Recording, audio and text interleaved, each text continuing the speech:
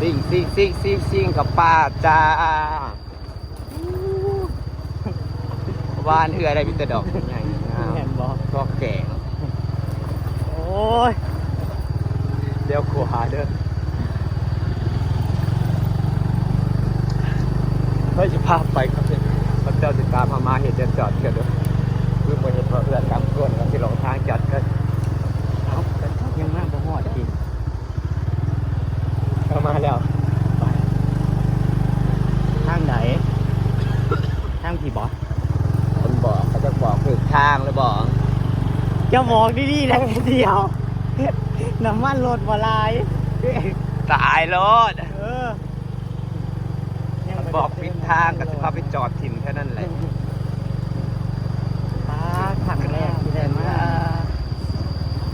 ป้าที่เกิดเลย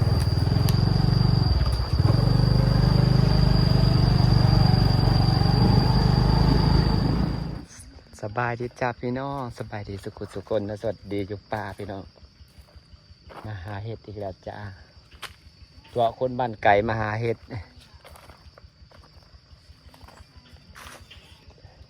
ทางนั้นยังหาเห็ดบดให้มันพอแกงด้วยเห็ดบดเด้อทางพี่จะสิไปปะแล้วอยู่ได้เห็ดเพาะพี่น้องมันเห็ดเพาะนี่ไงเราก็เพาะเห็ดเพาะแล้ว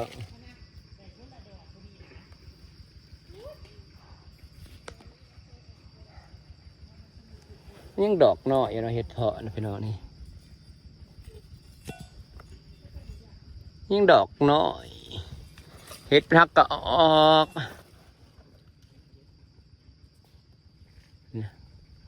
จนอันนี้มันแบบฝนตกทำมันแห้งเห็ดดอกน้อย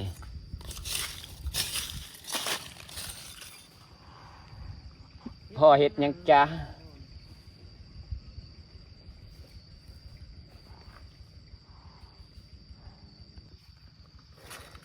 เดี๋ยวสิตัวพวกเบาเอือบ่อน้ำพอเสียมาบ้านดูกันเห็ดบ่ออกกระตัวมา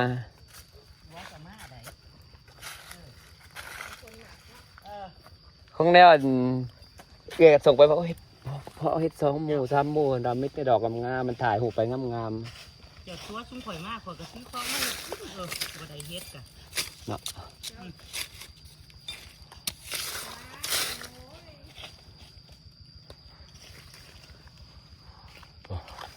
ก็เอื้อบ่น้ำนำหัวหาเห็ดเฮ็ดโบดกับแกงแซ่บเด้อป้าจับพี่น้องพ่อเห็ดนางโคโรยพอเสียแถวนี้มันจะออกลายแบบนี้ที่มันออกเห็ดพ่อนางนี่มันกำลังพ่นนี่ดอกปักกิ่งใหญ่ว้ายนี่ยังมันออกงามเดี๋ยวเห็ดพ่อนางพี่น้องว้ายนี่เอาตัวเคียมันก็คักว้าย4 5 ดอกงามมึงเนี่ยเฉพาะอ่อนเฉพาะโอ้ยงามถ่ายรูปดูเดี๋ยวให้เป็นยุ่มอยู่งามให้ถ่ายรูปด้วยถ่ายรูปลงเฟซก่อนโย่อยู่รูมแห่งลายนี่แล้วหาไปเลยเนาะเขี่ยสมมือมาหากับไปนี่งามมาเบิ่งเลยงามออกไปจุ่มนี่เฮ้ยวันที่คนข้างล่างได้คักได้นี่กันออกเลยพอจุ่มเป็นจุ่มแต่ละจุ่มนะนับเอาก็ลองเคลียร์มาเคลียร์เลยนับทุกแบบนี้จะเก็บดอกต้องอยู่รุมบังอยู่รุมน้ำได้2 3นั่นได้อยู่รุมนะมึงเฮ้ยโบหกแล้วนี่ดอกน้อยมันนะผู้เคลียร์คักด้วยฮะเฉพาะอ่อนคักเลยตัวฟูพ่อดอกบานเอาตัวพอยบานตัวมานอะไรน่ะจุ่มนึงนะเฮ้ยเคลียร์คักดูเคลียร์คักดูแต่เขาสิขูดบ่ยำเขาเจอเหงานะเฮ้ยซุ่มเจ้างามเด้อจะได้สวรรค์บ่ได้มาบ่ได้โหงามเลยนะอ่อนคักอย่างนี้เนาะหนังมันจะพูงเสียนะจ๊ะพี่น้องจ้าแต่รู้มันจะมีหมูหรือเปล่ามันอยู่ตรงแปลนไม่มีหรอกจ้ะเนาะนี่หนานบอกมีหมูมันบ้านเดี๋ยวออกบ่ลักอ่อนๆพอแกงเนาะแกงดูสิเราจะแกงเราก็แกงใส่กับเรามีอะไรเราก็ใส่ไปหมดเลยอ่อนๆนะจ๊ะนี่ว้าวตามสูตรแต่ก็เป็นแกงเห็ดบดกระโดดเลยได้ไป ไม้ ปากอะคักคักเขาออมหัวเนาะไม่นะเฮ้ยสะอ่อนเนาะสุดเสียไล่สะอ่อนดินเขางามยังเฮ้ยพ่อเฮ็ดพ่อแล้วบ่เฮ้ย โอ้ยมาเด้อคนเอ้ย บรรยากาศหาเห็ดเพาะกลางโคกจ้าพี่น้องจ้าบริเวณบัตรจะได้กินง่ายนะเห็ดเพาะไปเอาเพื่อนเงินแนะนำซื้อกินดีกว่าพ่อหมูใหญ่บ่เฮ้ย ของหน้าตัวเองนะบ่ได้กิน นี่ไงพี่น้องมันกำลังออกเห็ดนะมันยังน้อยอยู่เนาะกำลังอ่อนๆนะพี่น้องนี่ยังตั้งอ่อนคักเลยเห็ดนะพ่อ พอผายละ แกงนะสดอย่างผกๆพี่น้องพวกปุ่นโฮจะแซวให้พอผ่าจะเอาเป็นหมู ดูดอก มันกำลังเริ่มออกจ้าพี่น้องจ้าเห็นดิกำลังเริ่มออกนี่ยังดอกหน่อยยังพอดีแกงพอดีสดแซ่บๆพี่น้องนมมีดอกเถาเด้ยำ พอ ก็ ผายก็แซ่บแต่มันอ่อน มักเสียอย่างเดียวแค่มันล่างเนี่ยซื้อได้เพาะเห็ดเพาะอันนี้พี่น้องมันคือเห็ดเพาะทางพูนเป็นพลอยเพาะโหก็อื่นอยู่พี่น้องเอ้ยทางนี้หลายเลยนะจ๊ะเสียดายสวรรค์บ่ได้มาเนาะกระตะพันมาในเสียงในโหโคกนี่แตกไปพ่อเฮ็ดแบบนี้นะน้ำมันมูนั่นบ่ได้ค่อยพ่อยังไงนี่เฮ้ยเป็นครูงามๆได้เฮ็ดนะเฮ้ยขาตะปูอ้อๆอยู่บางแน่ว้ายเฮ็ดเพาะจ้าพี่น้องจ๋ามันเป็นตะเบิงน้ำกดเที่ยวแล้วไปดอกเอ้ยเฮ็ดเพาะจ้านี่จ้าบางในพี่น้องเขี่ยเฮ็ดน้ำมันได้พ่นขึ้นมาซ้ำ พอผายได้อันนี้ เอ้ยคักพี่น้องจ๋าเห็ดเห็ดเด้อจ้าเห็ดนี่หากมาได้หลายเติบเลยได้นี่ ทางนั้นก็ไปเก็บน้องเผาเลย ทั้งนั้นโหอื่นๆอยู่ทั้งบ้านเอื้อว่าน้ำเห็ดเพาะจ้าพี่น้องจ๋าต้องเขี่ยลงไปมันก็เป็นสั้นลงไปนี่แหละกันพอจุ่มใหญ่ก็สิประมาณนี้แหละพี่น้อง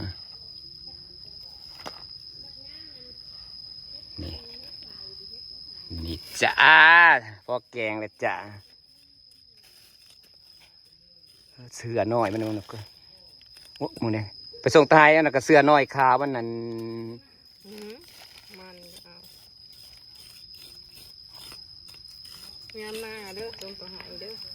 เอาไปหมูนั่นก็มีแต่เสือมันดอกขาวๆน้อยๆเขียน มันสิออกอีกอยู่ เสือขาวมันน่ะเต้นอยู่ ยามหน้าบ่มีคนไปหาก็ไปจอบเอารถเล็กเจ้าน่ะมันยัง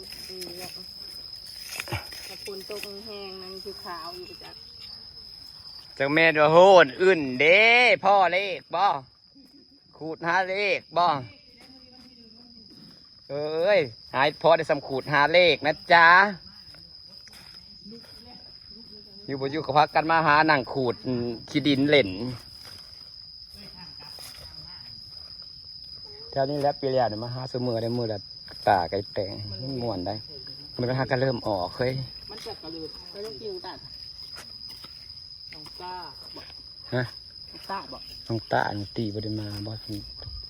ทดสอบบ่แล้วเองบ่แล้วบ่ตามาเป็นหมู่แม่เด้ตื่นเด็กดุกเศร้าได้ลูกหลานฉันก็ปลาหาอยู่หากินเป็นได้โอ้ยตีเนี่ยมันหาเฮ็ดแต่เก่งกว่าแม่มันอีกหาเฮ็ดเพาะหายังได้ขายได้เงินได้มันคือยังนี่แม่บ่ไปก็ไปจนได้ห้ายบางทีนะแบบว่าเขาไปแต่เด็กน้อยให้ได้ย่านเด้ไอเมื่อนั้นเมื่อแล้วยังพากันไปหาอีกแบบบ่อยากให้ไปย่านกำลังสิเป็นสาว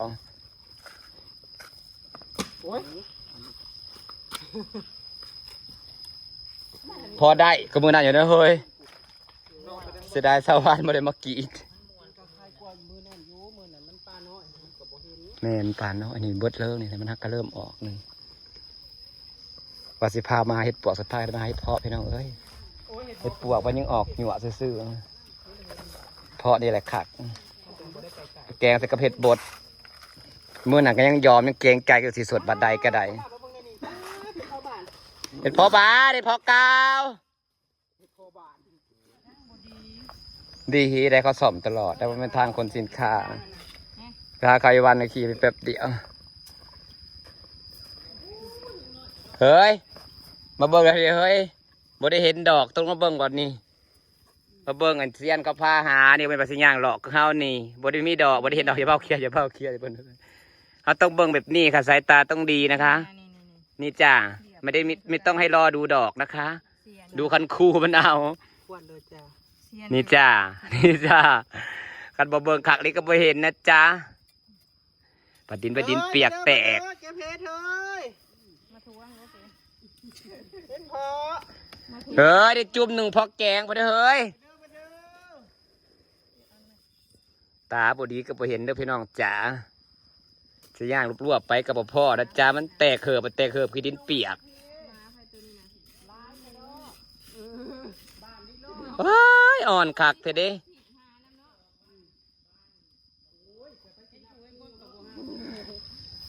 พอได้พ่อก็ได้แล่นใส่กันพี่น้องเอ้ย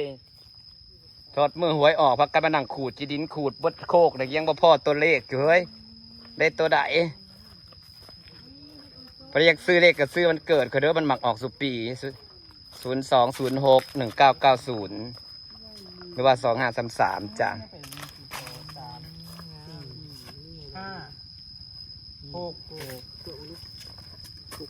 เคลียร์คักๆเลยเคลียร์คักๆเลยไอ้พ่อนางนั่นเนี่ยเนาะคุโลโคโลหลุดเนาะไอ้พ่อมันบ่อยู่หรอกไอ้พ่อผายพ่อผาบอยากอยู่หรอกน้องตาไปใส่ผู้มาเผาแม่ซื้อน้องตีก็บ่มานำไปใส่อ๋อไปเอาปลวกขูดคักๆนะเฮ้ยสัมเกียรติบ่เห็นดอกขูดเป็นที่เขาขูดนะ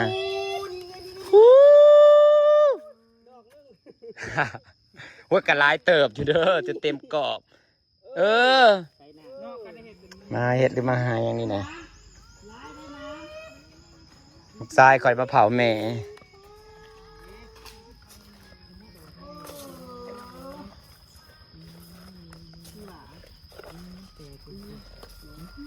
จุ่มใหญ่อยู่เฮ้ย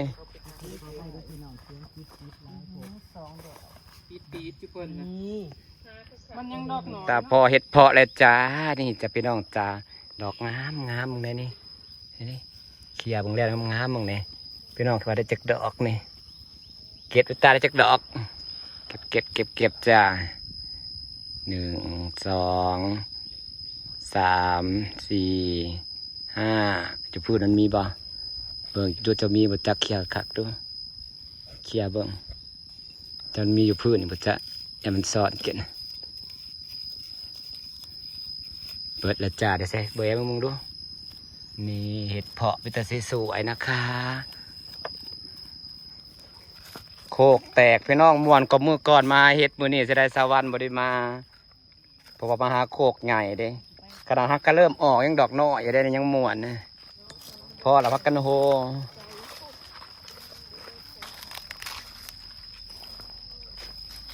พอ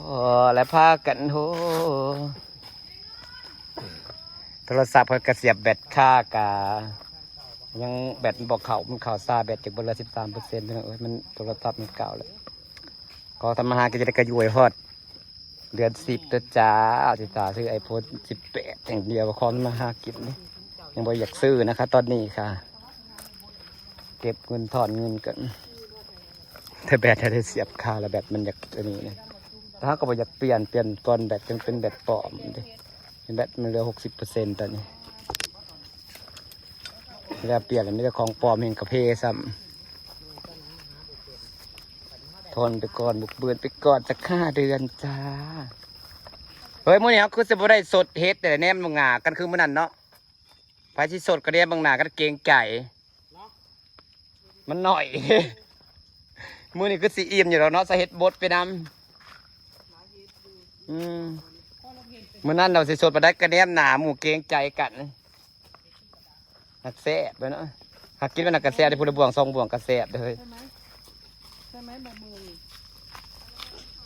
อนี่แหละสมมงนะใส่เห็ดใส่หอนนะ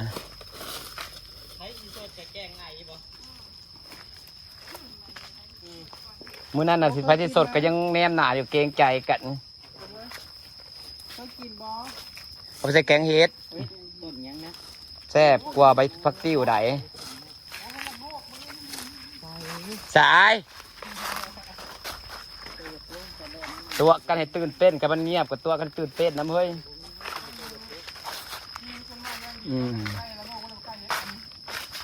ตอนนี้คอยแนมเห็นแต่คอยแนมเห็นแต่น้ำเย็น แม่ไปแซกกับสะออนแต่ลำใหม่สีสปลาบจ้ะพูดว่าต้นกุ้งงามป้าหน้าประเดี๋ยวใหม่สักกระดกกระดีอ่ะเท ต้น สิรวยยันขายใหม่นี่นะป้างามดี ปลาท่ามเขา ขนาดปันมันใหญ่เด้สิสปลาบอยู่เนาะ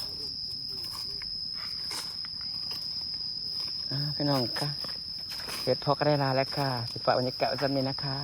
แบตหนูจะหมดแล้วค่ะ ดูไม่เห็น แบตหนูไม่ค่อยทนอดอยู่กับแม่ก่อนสัก5 เดือนนะลูกนะขอทำมาหากินอย่าเผานอก ได้อยู่ พอแก่ยกระตาเนี่ยก็ได้ใส่บดน้ำนี่เวลาก็มือนั่นเลยได้กระตาเนี่ยก็ได้กระตาเบาอะไรอีกมือนั้นยังใส่น้ำกันยังหน่อยเนาะสวรรค์เนี่ยคอมเมนต์แบบคอยไปหาบริพ่อแบบนี้ว่าสั้น เบิ่งละ ก็จะรอแล้วก็จะออนเลย ทุกคนอยากมาเด้อทุกคนบ่มา เอาบริชวนเพิ่นบอก รถจาวานคือบริชวนหล่ออย่างนี้ โอเคจ้าพี่น้องฝากบรรยากาศไว้สักนิดละ